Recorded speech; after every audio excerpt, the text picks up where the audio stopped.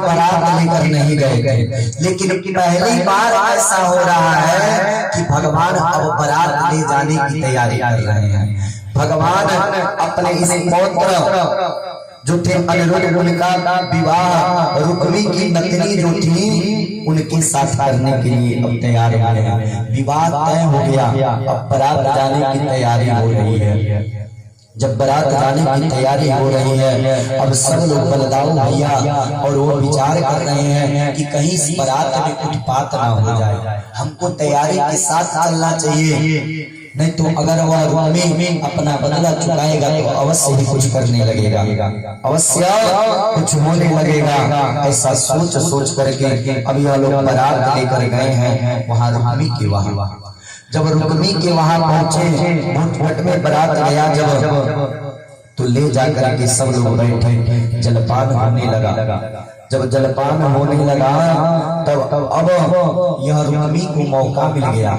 कहा कि अब इन बलदाऊ भैया को क्यों ना फंसाया जाए, तो बलदाऊ भैया को बुला करके रुक्मी कह रहा है कि महाराज विवाह तो हो ही रहा है, चलिए हम लोग पासा खेला जाए। बलदाऊ भैया कहते हैं कि यह सब हमने आज तक नहीं किया, हमें यह सब नहीं आता है, आप और किसी को देख लीजिए। जब इतनी बात कहें तो अब बलदाऊ भैया बार बार मना कर रहे हैं। अब यह रुक्मी कह रहा है हाँ, जीवन भर तुम गौओं को चराए हो, तो तुम यादव के जात तुम क्या समझोगे कि अब पासा क्या होता है। अब जब इतनी बात बोला रुक्मी तो बलदाऊ भैया जैसे क्रोधित हो गए। अब उनके अंदर का आग जो मारी जल गया। अब तुरंत बलदाऊ भैया ने कहा ठीक है ले आओ, मैं देखता हूँ क्या होता है पासा। अब बैठे रुक्मी और बलदाऊ भैया पासा खेलने के लिए। बार बार यह रुक्मी जीत रहा है, जब जीत रहा है बलदाऊ भैया हार रहे हैं। उसके बाद फिर से जब यह बलदाऊ भैया खेलना शुरू किए, अब बलदाऊ भैया जीत रहे हैं तो बार बार रुक्मी कह रहा है नहीं आप हार गए हैं, क्योंकि बलदाऊ भैया कुछ समझ नहीं रहे हैं। बार बार उनके साथ यह छल कर रहा है और कह रहा है हार रहे हैं, अब बलदाऊ भैया जीत रहे हैं। तब तक आकाशवाणी हुआ कि अरे बलदाऊ भैया आप जीत रहे हैं, यह रुक्मी आपके साथ छल कर रहा है। जब इतनी बात सुने बलदाऊ भैया तो जैसे उनके शरीर में आग लग गया हो, तुरंत अपना हल उठाया और उठा करके रुक्मी के सर पे इतना जोर से मारे कि रुक्मी का प्राण तोड़ गया। प्रेम से बोले अब बलदाऊ भैया के हाथ से रुक्मी का यह प्यार हो गया।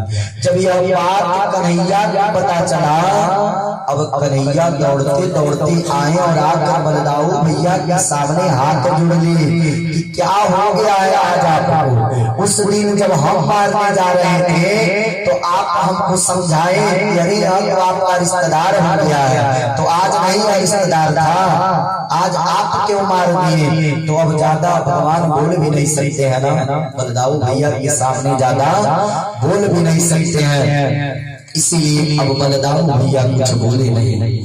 अब जब इधर आए भगवान ना बलदाऊ भैया की तरफ से बोले हैं ना रुक्मिणी माता की तरफ से बोले हैं, क्योंकि बलदाऊ भैया अपने भाई हैं और इधर रुक्मिणी भैया का वह भाई है। अगर बोलेंगे तो किसके ओर से बोलेंगे, यह बुरा बन जाएंगे, इसीलिए किसी की तरफ से नहीं बोले और एकदम मुंह बंद करके भगवान चुप हो गए। अब भगवान धीरे धीरे जब समय बीतने लगा, इधर भगवान मौन धारण करके इधर अनिरुद्ध जी का विवाह करके अपनी द्वारिकापुरी में लेकर के इनकी पत्नी को चले गए। जब आए इधर, अब जब समय बीतता गया तो सुखदेव जी कहते हैं कि हे राजा, इस अनिरुद्ध का दो विवाह हुआ था। परीक्षित जी सोचने लगते हैं कि महाराज इनका भी दो हुआ, इनका यह परंपरा था क्या घर का इनके दो दो तीन तीन विवाह होंगे। तो सुखदेव जी कहते हैं कि नहीं सुनो मैं बता रहा हूँ, एक बाणासुर नाम का जो यह असुर था, उसकी एक कन्या थी उषा। बाणासुर के पास इतना बल था, उस बल का वह शिव जी का तपस्या करके यह बाणासुर अपना बल प्राप्त किया था। जब बल प्राप्त किया था तो यह बाणासुर इतना बलवान था कि ढूंढ रहा था कि मैं किसके साथ युद्ध करूं, कौन मेरे बराबरी में है कि मैं किसके साथ युद्ध करूं। अब जब शिव जी ने देखा कि इसको अपने बल का अहंकार है, तो उन्होंने एक ध्वजा दिया, कहा कि बाणासुर ले जाकर इसे अपने घर पर लगा देना, यह तुम्हारी बेटी की सतीत्व पेटिका रहेगा, सतीत्व पेटिका रहेगा। और जब समझ लेना यह जो ध्वजा है, अगर जिस दिन यह ध्वजा तुम्हारे महल से गिर गया, समझ जाना कि तुम्हारे पुत्री का सतीत्व खत्म हो गया है, उस दिन तुम्हारी बराबरी करने वाला आ जाएगा। बाणासुर इधर आया, ध्वजा लगा दिया और अपने पुत्री को अंदर रख करके अब रहने लगा।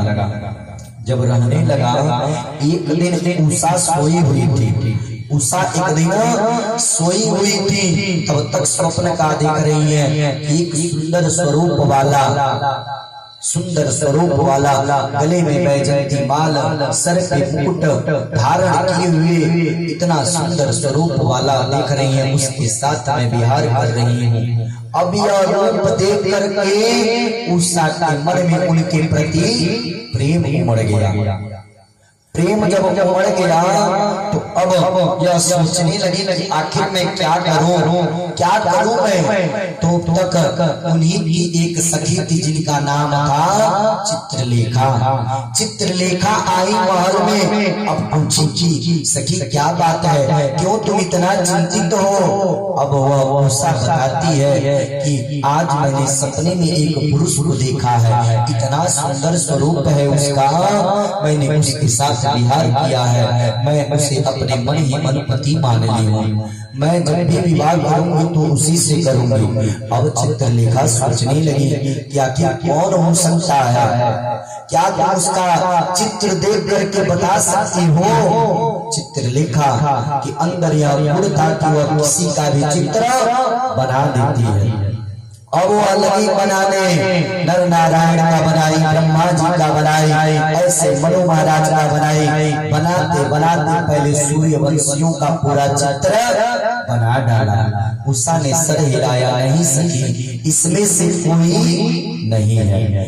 अब सूर्यवंश के बाद अब चित्रलेखा पूरे चंद्रवंश की चित्र बना डाला। जब इसे देखा तो इसमें भी कोई नहीं है, सर हिला दिया। अब चित्रलेखा ने कहा कि बस एक वंश और बच गया है, अगर तुम्हारे स्वप्न में जो आया था अगर इसमें नहीं होगा तो समझो अब वह नहीं मिलेगा।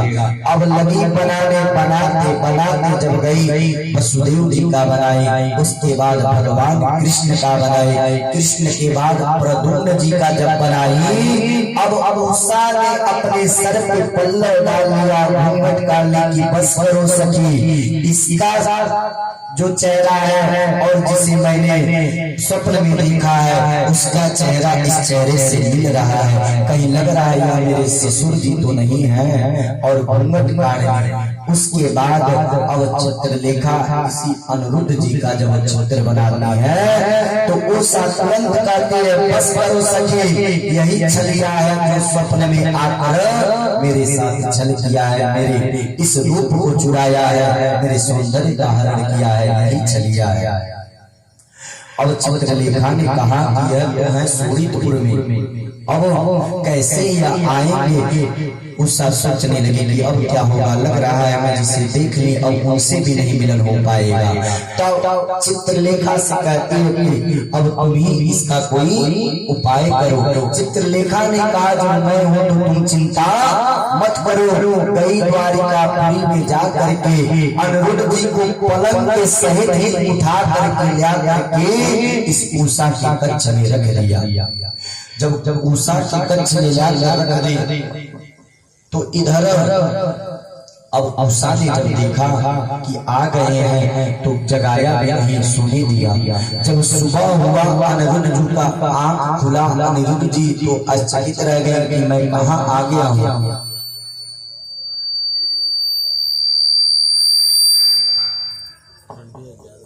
वहाँ सुते आज तो उठियो ना वो हरनुमा कहाँ गई बजे वो माता जी ठंडा लगता रजाई लाई तो कमरा दे दिए थोड़े करके भाई ठंड वाले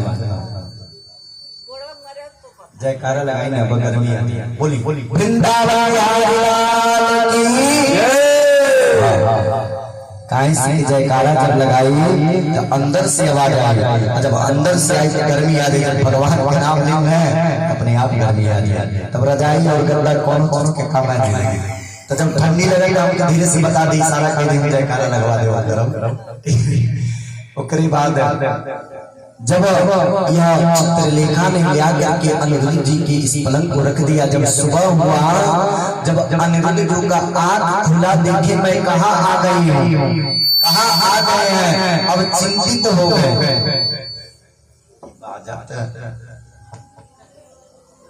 सामने तो माना वो साउंड सुनाते होता कहाँ बाना समनुमा बा समनुमा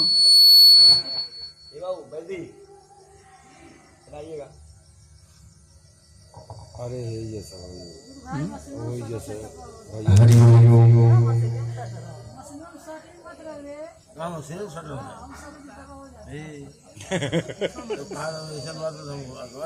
हाँ बोले वो दूध चिन्नाई अच्छा लगे जानते का दुश्मने के छत्ते पे मारल गिट्टी, अब बाजा के सीटी, स्टेशने पर बैठल आ दुश्मने के ऐठल कबूनी के नहीं लगे जल्दी बहुत तरह कम कर दीजिए आवाज, बहुत सीटी देता है शुरू से तवस देखा था कम करिए